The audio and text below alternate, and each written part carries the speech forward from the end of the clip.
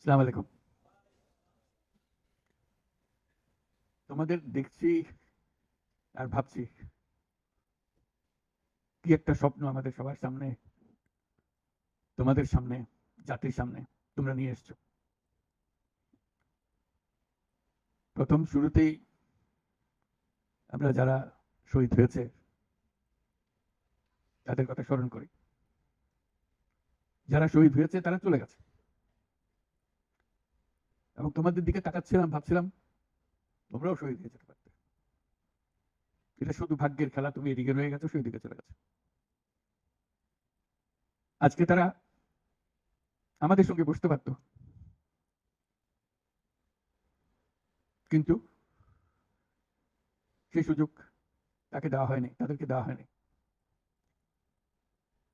আমরা এপারের আর ওপারের মানুষ হয়ে গেছে শুধু ঘটনাচক্রে। কোনো নিশ্চিত করে বলার উপায় ছিল না তুমি এখানে থাকবে, সে চলে যাবে। তুমি হয়তো 1 ঘন্টা আগে রওনা হয়েছে, 1 ঘন্টা পরে রওনা হয়েছে, এতেই তার সমস্ত কিছু পাল্টে গেছে। যখন হাসপাতালে যাই তাদের দেখার জন্য, তাকাতে কষ্ট হয়। এরকম তরতাজা একটা ছেলে, একটা মেয়ে, এরকম ভাবে কিভাবে ছিন্ন বিচ্ছিন্ন হয়ে যায়। মাথার খুল চলে গেছে, এইদিকে পা চলে গেছে।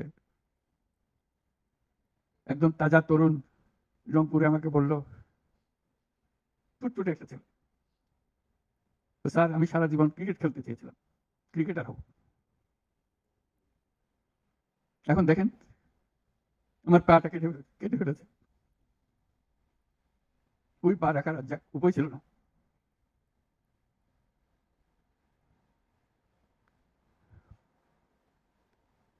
সে আমাকে জিজ্ঞেস করে, স্যার আমি ক্রিকেট খেলবো কি করে? ক্রিকেট তার মাথার থেকে যাচ্ছে না, পা নাই। যতবার দেখি ততবার মনের সামনে প্রশ্ন জাগে, এটাই আমরা বাংলাদেশ বানিয়েছিলাম? যেতগুলো তাজা প্রাণ, তাদেরকে ছেড়ে চলে যেতে হয়েছে। আমরা যারা এখানে আজকে বসে কথা বলছি, তাদের একমাত্র দায়িত্ব, তাদের যে ত্যাগ, যে জীবনের বিনিময়ে তারা আমাদেরকে আজকে এখানে বসার সুযোগ দিয়েছে। তারা না গেলে আমরা আজকে এখানে বসতে পারতাম না। সবাই, আমরা যারা সরকারের মধ্যে বসছি, তোমরা যারা আজকে শান্ত মানে এখানে কথা শুনতে এসছো, কেউ এই ভূমিকা আসতে পারতাম না। কালকে একটা হাসপাতালে গেলাম, আবার সেই দৃশ্য, কচি কচি প্রাণ, মাথার খুলি উড়ে গেছে, মাথার অর্ধেক নাই, গুলি মাথার ভেতরে রয়ে গেছে। একজন, এটা রংপুরের হাসপাতালের দৃশ্য, একটা এক্সরে দেখালো, মানে দাগ, অসংখ্য ছোট ছোট ছোট ফুটে করা ছবি। আমি বুঝতে পারতেছিলাম কি দেখাচ্ছে আমাকে। আমি জিজ্ঞেস করলাম কি? যেগুলো গুলি তার শরীরে এখনো রয়ে গেছে, সে বেঁচে আছে, রাবার বুলেট। যতবার দেখি, যতবার শুনি, আবার নতুন করে প্রতিজ্ঞা করতে হয় যে স্বপ্নের জন্য যারা প্রাণ দিয়েছে, সে স্বপ্নকে আমরা বাস্তবায়ন করবই। এটার থেকে আমাদের বেরিয়ে যাবার কোনো উপায় নেই। আমাদের যোগ্যতা না থাকতে পারে, আমাদের ক্ষমতা না থাকতে পারে, কিন্তু আমাদের প্রতিজ্ঞা রইল, আমরা এটা করব। আমি খালি দেখি এই যে ছবিগুলো, আমি তাদের সাক্ষাতে ছবি বলতে যে দৃশ্য দেখলাম, এটা তো সবাই দেখছে না। যারা হাসপাতালে আসছে তারা দেখছে, প্রতিদিনের ঘটনা, একবারের ছবি না। মানুষকে এটা তো জানাতে হবে, বোঝাতে হবে যে কি এর পেছনে কি ছিল। মানুষ এমনিতেই তোমাদের পেছনে অত্যন্ত উৎসাহ সহকারে যোগ দিয়েছে। এটা কোনো তাকে কেউ স্লোগান দিয়ে কেউ হাত বুলিয়ে বলেছে এই কথা না, কারণ তার মনের সঙ্গে তোমার মনের একেবারে সোজাসুজি মিলে গেছে। দেশের মানুষ যা চায় সে কথাটা তোমরা স্পষ্টভাবে বলেছো, তোমরা প্রাণ দিয়ে বলেছো। তোমাদের যে সম্বল ছিল সেটা একমাত্র সম্বল ছিল তোমাদের সাহস, তোমাদের শরীর। এটাই তো একমাত্র জিনিস আমরা দিয়ে দিতে পারি। কিন্তু আমরা যে লক্ষ্যে পৌঁছতে চাই সে লক্ষ্যে আমরা পৌঁছবো, এটাই ছিল তোমাদের প্রতিজ্ঞা। সেই জন্যই ওরা তোমাদের কাবু করতে পারে না। এই সাহস যেন তোমাদের স্থায়ী থাকে, এটা কোনো কালে কোনো কারণে যেন এটা থেকে কমতি না হয়। আগামীতে যাত্রা দূর হোক, এটা সহজ কাজ না। এই যে বারে বারে আমরা বলছি, তোমরা বলছো এত বছরের জঞ্জাল, যে আমাদের পায়ে এত বছরের শৃঙ্খলা পুড়িয়ে দেওয়া হয়েছে, শৃঙ্খল পুড়িয়ে দেওয়া হয়েছে, সেই মাথার ভেতরে যে শৃঙ্খল বেঁধে দিয়েছে, কাজের মধ্যে যে শৃঙ্খল বেঁধে দিয়েছে, সেগুলো সব কটা থেকে আমাদের মুক্ত হতে হবে। তাহলে আমরা একটা নতুন জাতি হিসেবে জন্ম লাভ করব। তোমরা এই সাহস দেখাবার আগে আমরা একটা দুঃস্বপ্নের মধ্যে ছিলাম, যেটার কোনো সমাপ্তি নেই। এই দুঃস্বপ্ন কঠোরতর হয়েছে, আমরা একে একে সব হারিয়ে ফেলেছি, দেখতেছি সব যাচ্ছে, কিন্তু টুক করে শব্দ করার সাহস আমাদের হচ্ছিল না। সবাই মেনে নিচ্ছিল যে যেভাবে হোক কোন রকমের সামাল দিয়ে চলা, যতটুকু না হলে নয় সেটুকু করে দেওয়া, তবু জীবনটা কাটিয়ে দেওয়া। এটাকে উল্টে দেওয়ার কথা কেউ চিন্তা করেনি। এটাই ছিল আমাদের দুঃস্বপ্ন। আমাদের হাত পা ছিল অবশ। এই দীর্ঘ 16 বছরের দুঃস্বপ্নের মাঝখান দিয়ে হঠাৎ করে তোমরা আওয়াজ তুললে, না আমরা জেগে উঠবো, এই দুঃস্বপ্নের ভেতরে থাকবো না।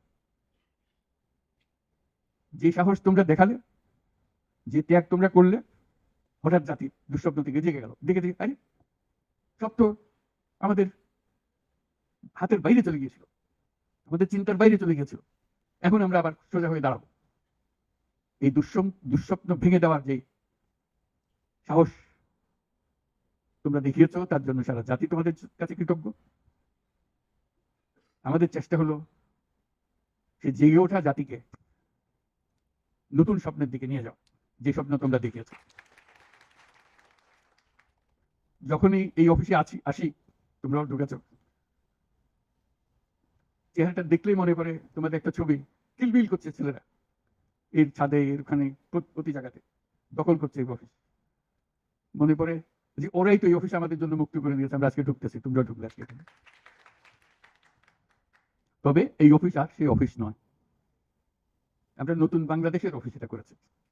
নতুন বাংলাদেশ গড়ার জন্য আমরা এখানে এসেছি, সেটা যেন সবাই মিলে আমরা করতে পারি। দেয়ালের যে লেখাগুলো যখনই দেখি অবাক লাগে, এত কথা কিভাবে এদের মনে আসলো। এদের পেছনে তো কোনো কবি নাই, কোনো সাহিত্যিক নাই, কোনো পণ্ডিত নাই যে কথাগুলো জোগাড় করে দেবে, কিন্তু সারা শহর ছড়িয়ে আছে, অন্যান্য শহরেও আছে। প্রতিটি কথা অত্যন্ত মূল্যবান, ছোট্ট কথা, ছোট্ট ছবি, অত্যন্ত মূল্যবান। আমি প্রথম 2-1 দিন দেখার পরে বললাম যে এইগুলো তো কদিন পরে হারিয়ে যাবে, তাড়াতাড়ি যারা পরিচিত আছে তাদের বললাম এগুলো সব ছবি তুলে রাখো, এগুলো হারিয়ে যাবে। ঢাকা শহরের যত দেওয়াল আছে সব দেওয়ালের ছবি তারা সংগ্রহ করে রেখেছে। একজন আকবরী একটা বই বানিয়ে ফেলেছে ধরে রাখার জন্য, এই মুহূর্ত যেটা হয়ে গেছে সেটা যেন হারিয়ে না যায়। এই বই এখন প্রকাশিত হবে, যারা দেখে নাই, যারা দেখার সুযোগ পায় নাই, দূরে আছে, তাদেরকে যেন আমরা দেখাতে পারি আমাদের ছেলেরা কি করেছে, আমাদের মেয়েরা কি করেছে। তাদের তুলি কেনার পয়সা ছিল না, দোকানদারকে বলছে আমার একটা তুলি কিনে দেন, আমার একটু রং কিনে দেন, ওই তুলি দিয়ে রং দিয়ে তারা এগুলো বানিয়েছে। সেই ছবিগুলো, সেই কার্টুনগুলো বই আকারে যাতে প্রকাশ করে। এবং আমি এখন আমাদের দূতাবাসগুলোকে বলছি, এটা তো আমরা দেখছি এখানে, তোমরা কি করছো, এই ছবিগুলোর অন্তত একটা প্রদর্শনী করো, দুনিয়ার লোকজনকে জানাও আমাদের ছেলে মেয়েরা কি করলো। প্রত্যেক দূতাবাসে যাতে করে আমাদের এই দেয়ালের ছবি, আমাদের ভিডিও, যারা যেসব যত আন্দোলনের যে ছবিগুলো, ভিডিওগুলো দেখানোর জন্য। শুধু বাংলাদেশের মানুষ উতলা হয়ে গেছে নতুন বাংলাদেশ করার জন্য, তাই না? আমাদের যত বাংলাদেশি সারা দুনিয়া জুড়ে আছে, তোমরা একটু আগে বলেছো তাদের কথা, তারা সবাই বলছে যে আমরা আসতে চাই, আমরা এই নতুন স্বপ্ন বাস্তবায়নে শরিক হতে চাই। কাজে তারা, তোমরা যে ঢেউ উঠিয়েছো শুধু এখানকার মনে না, সারা দুনিয়ার বাংলাদেশিদের মনে ঢেউ উঠিয়েছে। তারাও যোগ দিতে চায়। যারা বাংলাদেশি নয়, অন্যান্য দেশের তরুণরা, তারা বলছে আমরাও দেখতে চাই, কারণ আমাদের দেশে এরকম দরকার। কাজে এটা কোনো সীমাবদ্ধ নয় যে বাংলাদেশের মনের মধ্যে তোমরা প্রচন্ড ঢেউ জাগিয়ে দিয়েছো, প্রচন্ড স্বপ্ন জাগিয়ে দিয়েছো, তোমরা সারা পৃথিবীর তরুণকে জাগিয়ে দিয়েছো। আমি অতীতে বারে বলেছি অন্য প্রসঙ্গে যে এই তরুণদের হাতেই সৃষ্টি হবে এই নতুন পৃথিবী। আমরা যারা বয়স্ক তারা বাতিল, তারা পুরনো চিন্তা ধারণ করে রেখেছে, ওদের দিয়ে নতুন পৃথিবী সৃষ্টি হবে না। কাজে তোমরা যেটা করলা সেটারই একটা সূত্রপাত, যে তরুণদেরকে দিয়েই নতুন পৃথিবীর সূত্রপাত। এটা শুধু নতুন বাংলাদেশের সূত্রপাত না, এটাই নতুন বাংলাদেশের মাধ্যমে নতুন পৃথিবীর সূত্রপাত করছো তোমরা। কাজে এটা বিশাল একটা কর্মকাণ্ডের মধ্যে তোমরা নিয়ে আসছো পৃথিবীকে। তোমাদের দেখে তরুণরা শিহরিত হবে, তরুণরা আন্দোলিত হবে যে হ্যাঁ তাই তোমরা পারলে আমরা কেন পারবো না। তোমরা ইতিহাস। আজকে মনে হচ্ছে সাধারণ কয়েকজন তরুণ সামনে বসে আছে, কিছুদিন পরে এই সাধারণরাই অসাধারণ হিসেবে পৃথিবীব্যাপী স্বীকৃত হবে, যেহেতু তোমরা অসাধারণ কাজ করেছো। সেই কাজে যেন বিরতি না আসে, এটাই হলো আমাদের প্রতিজ্ঞা, যে আমরা যেন করতে পারি। অনেক কথা তোমরা বলছো, অত্যন্ত মূল্যবান কথা এখানে দাঁড়িয়ে যারা বললে, অত্যন্ত মূল্যবান কথা। আমরা যেন ভুলে না যাই, আমরা যারা দায়িত্ব নিয়েছি তোমাদের এই স্বপ্নগুলো বাস্তবায়ন করা, তাদেরকে যেন মনে করিয়ে দিতে পারো আমাদেরকে। আমার একটা প্রস্তাব থাকবে, নাহিদ, আসিফ, তোমাদের সবাইকে অন্তত মাসে একটা করে চিঠি লিখো আমাদের কাছে। শুধু স্মরণ করিয়ে দেওয়ার জন্য এটা বাকি রয়ে গেল, এটা ঠিক হলো না। কারণ আমরা হয়তো অনেক সময় মাথার থেকে ছুটে যাবে, যেহেতু তোমরা যেভাবে দেখে এসছো আমরা সেভাবে দেখতে জানি না। সেই জানানটা দেওয়ার জন্য আমাদেরকে গুঁতো দিতে হবে, স্মরণ করিয়ে দিতে হবে, যাতে করে আমরা এটার থেকে বিচ্যুত হয়ে যেতে না পারি। এটা তোমাদের দায়িত্ব, কারণ যে পথে রওনা করে দিয়েছো সেটা রূপরেখা তোমাদের কাছে পরিষ্কার। আমরা হয়তো কিছুটা বুঝেছি, কিছুটা অন্যভাবে বুঝেছি, এরকম যেন না হয়। তোমাদের ঠিকভাবে যে স্বপ্ন তোমরা দেখেছো সেই স্বপ্নটা যেন আমরা আমাদের সাধ্যমতো রূপ দিতে পারি। বহু লোক বসে আছে যারা এই দুঃস্বপ্ন থেকে আমরা জেগে ওঠার কারণে তারা দিশাহারা হয়ে গেছে। একদিন চুপচাপ শুয়ে শুয়ে স্বপ্নের মধ্যে এরা ছিল, দুঃস্বপ্ন দেখছিল, আমরা শান্ত আনন্দ সহকারে লুটপাট করে যাচ্ছিলাম, হঠাৎ করে গোলমাল হয়ে গেল। তারা কি চুপচাপ বসে থাকবে? খুব চেষ্টা করবে আবার তোমাদেরকে দুঃস্বপ্নের মধ্যে যাতে ঢুকিয়ে দেওয়া যায়, যারা শান্ত মতে আবার শান্তিতে আবার তাদের রাজত্ব চালাতে পারে। তারা চেষ্টার ত্রুটি করবে না। কাজে যে কাজ শুরু করেছো এই কাজ সমাপ্ত না হওয়া পর্যন্ত এর থেকে বেরিয়ে যেও না, তাহলে সব নষ্ট। বাংলাদেশ এই যে বললো, আমি বলছিলাম 16 বছর, বললো 53 বছর, বাংলাদেশের জন্ম থেকে আজ পর্যন্ত এই সুযোগ আর আসে নাই যে সুযোগ তোমরা আমাদের হাতে তুলে দেবে। এই সুযোগ যেন হাতছাড়া না হয়।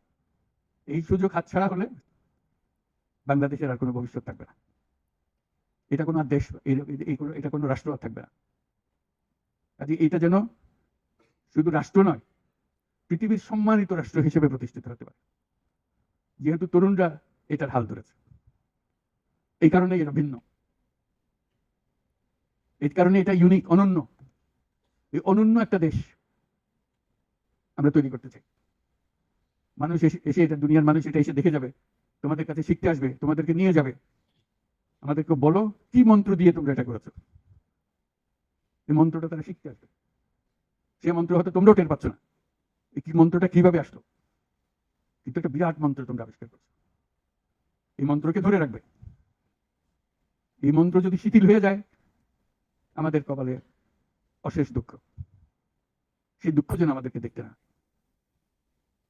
তোমাদেরকে অভিনন্দন, তোমরা নিজ নিজ চিন্তায় অনড় থাকো। যে যত পরামর্শ দেয় এটা থেকে বেরিয়ে আসার, এই পরামর্শ তোমরা গ্রহণ করো না। তোমাদের চিন্তায় স্বচ্ছ, তোমাদের চিন্তায় সঠিক, এটা মুঠো থেকে ছাড়বে না, হাত থেকে ছাড়বে না, এবং আমাদেরকে স্মরণ করিয়ে দেবে যদি আমরা এটার, এই স্বপ্নের থেকে দূরে সরার কোনো কাজ করে ফেলে। আমাদের কারো কোনো ইচ্ছা নাই এই স্বপ্ন বাইরে যাওয়ার, এই স্বপ্ন বাস্তবায়ন করাই আমাদের সার্বক্ষণিক কাজ। তবে ভুলক্রমে যদি আমরা সীমা অতিক্রম করি কোথাও, আমাদেরকে সঙ্গে সঙ্গে জানিয়ে রাখবে। আজকে এই শপথ নিয়ে আমরা আজকের এই সবাই একত্র হলাম। সবাই যারা আজকে উপস্থিত হতে পারে নাই তাদেরকেও এই সংবাদ জানিয়ে দিও যে আমরা একযোগে একসঙ্গে এই কাজে নামলাম এবং এটাকে ইনশাল্লাহ এটাকে সফল করবো। ধন্যবাদ সবাইকে।